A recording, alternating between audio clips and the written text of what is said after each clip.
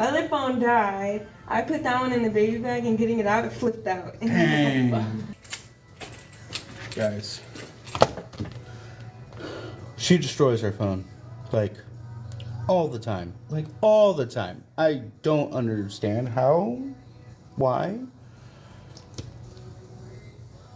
I get a little concerned sometimes because this thing is...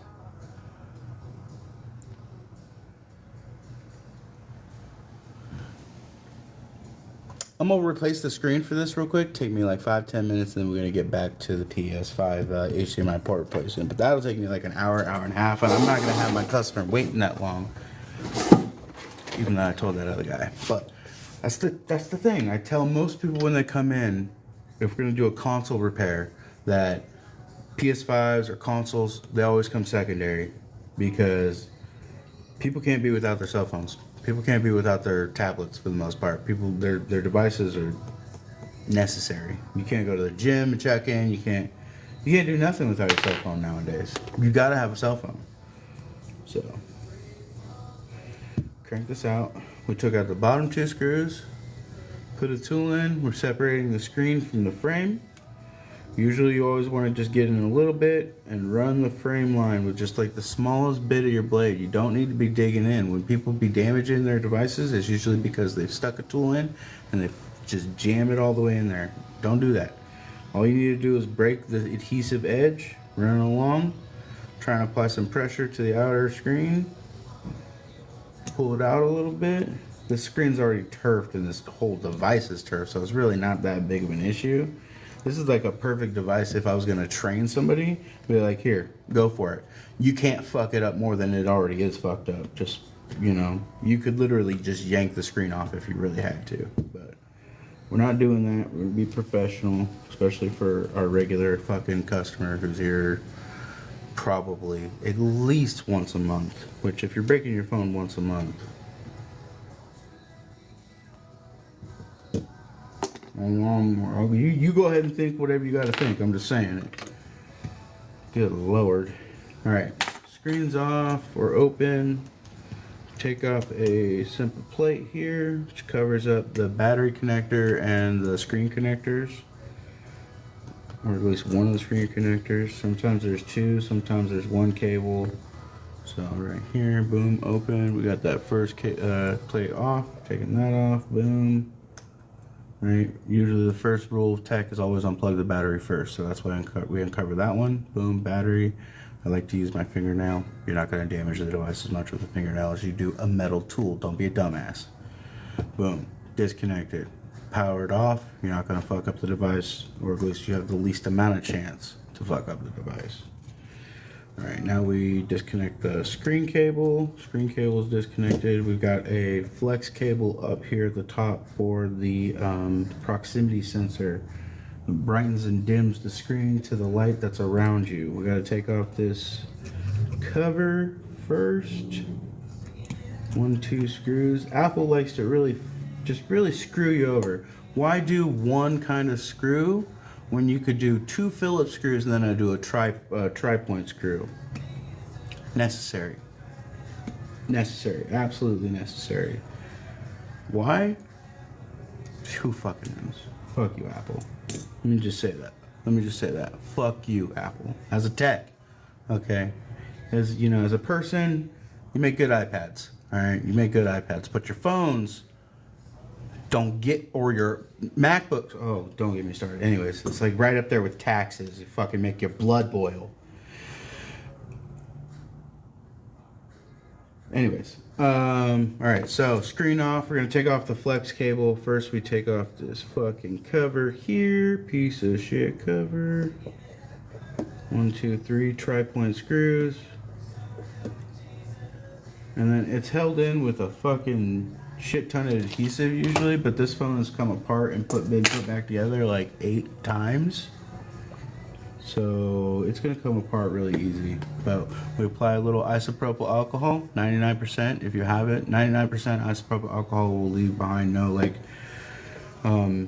minerals or anything that would fuck up your device. Usually 99% isopropyl alcohol is electronics safe, so you can use it for cleaning and removing any kind of compounds like adhesives and stuff like that. and it's going to be safe on your electronics. Also, if you ever have your device be liquid exposed, putting in a rice does not fix your device. If you want to do something like that, the best thing to do, honestly, it sounds weird, but put it in isopropyl alcohol. Get it in isopropyl alcohol. It will diffuse the water, and when it evaporates, because the isopropyl alcohol has a lower evaporation point, it will less likely damage your device. It will also more likely actually evaporate. When the water gets in your phone, it's like a little environment in there. It just keeps going in a little cycle. It takes forever for it to actually evaporate.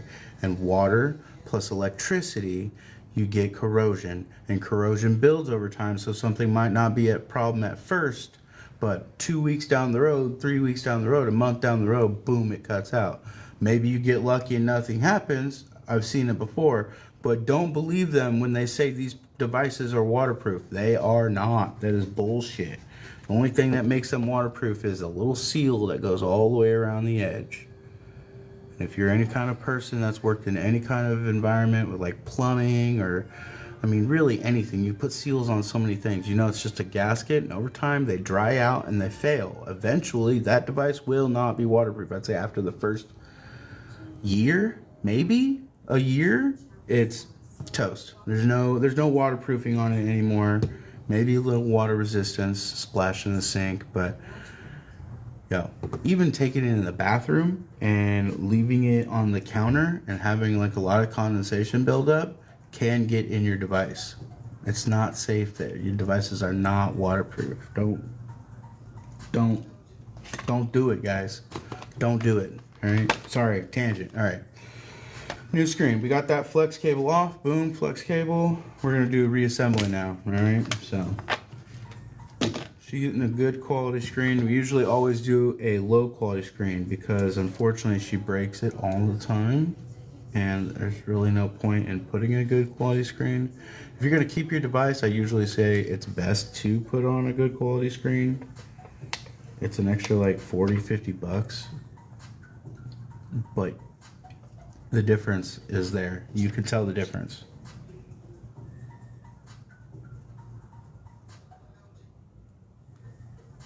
All right, ribbon cable going down.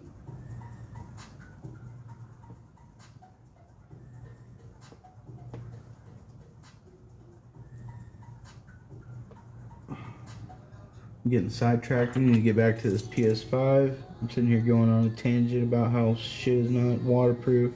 It's just one of my fucking pet peeves. I've been doing this for 6 years on it. I can't tell you the amount of times I've had somebody be like, "Oh, I thought they were waterproof," because that's what they say. That's what they've advertised. It's just like built in now.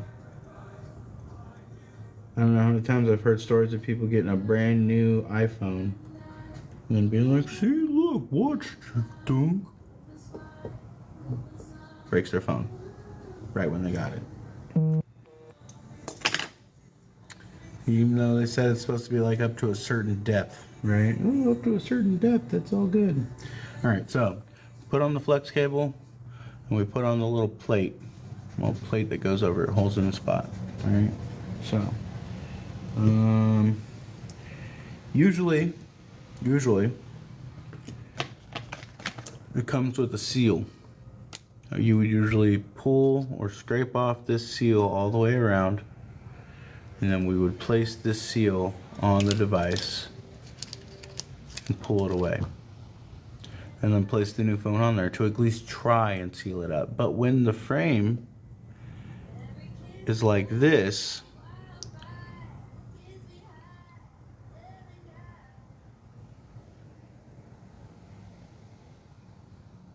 there's really not much point. I'm just gonna put that out there, okay? All right, so if you want to come at me about not putting a seal, DM me or follow me or something, you know, and start like messaging me on every single thing I post, you know. Really spam me with the hate. I'm gonna hate it. It's gonna be terrible. All in the engagement. Ow. Really, those words sting. Thanks in advance. Anyways, all right, connecting the screen.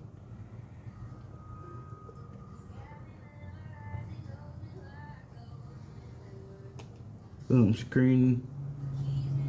Boom, flex, and power cable. Phone is now back to active. We're gonna put it back together, or at least as together as it'll go.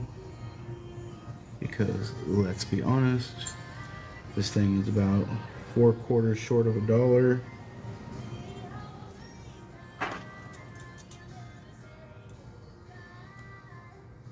Unscrew with the wrong screwdriver because Apple again hates me.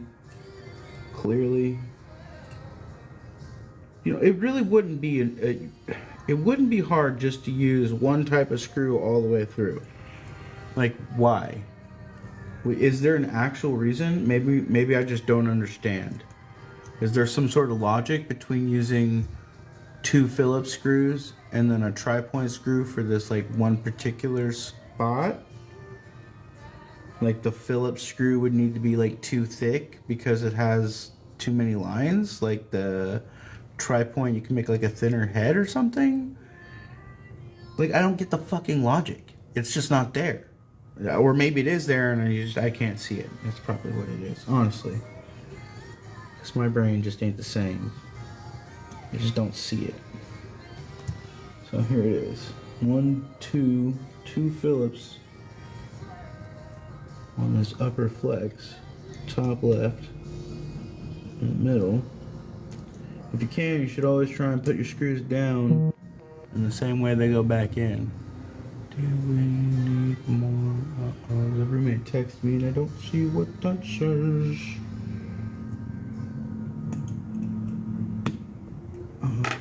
It's probably like outside something. Because we have outside cats.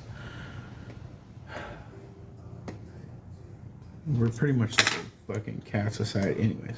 Don't get me. I'm gonna get in a tangent. This is gonna be terrible. Alright, boom. Cover's on. I'm closing the screen up. Super simple.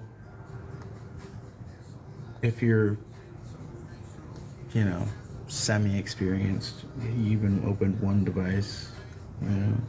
If you're ever looking for a device to like practice on, you can find really cheap iPhone 11s nowadays that are like not working all that well, or maybe just have a screen damage or whatever, you know. And I know it's like an investment, but if you want to get into the fucking business, if you want to learn how to do this and actually start making some money doing stuff, which takes more than you think, you can't just know how to do screens, but I digress. Buy a couple iPhone 11s from some rando or something. Take the screen off. Replace it with another screen. You're going to have to invest a little bit of money. It's investing in yourself. It can be worth it. I'm telling you. It doesn't take that much to learn how to open a phone without damaging it. But accidents still happen. I've been doing this for 6 years and I still break devices sometimes. It happens. The screens don't want to come off right. Even if you use proper amount of heat and isopropyl alcohol to loosen it, you're separating it.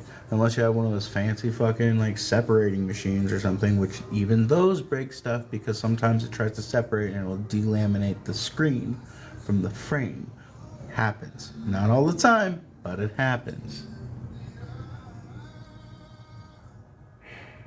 Alright. That's why we didn't do a seal. Alright, come at me. Hit me with those comments or something. I don't know. That sounds terrible. Maybe someday she'll get like a new phone. Or we'll do like a full repair. But when it's in every other week, once a month. Forget about it. Man, I've got cotton mouth so bad. I hit the little pen jamming about 2 or 3 times before we started the live. Shh, don't tell anyone. Alright. iPhone 13, diggity done. It took me way longer than it was supposed to because I was talking to y'all the whole time, which is just talking to me like a fucking crazy.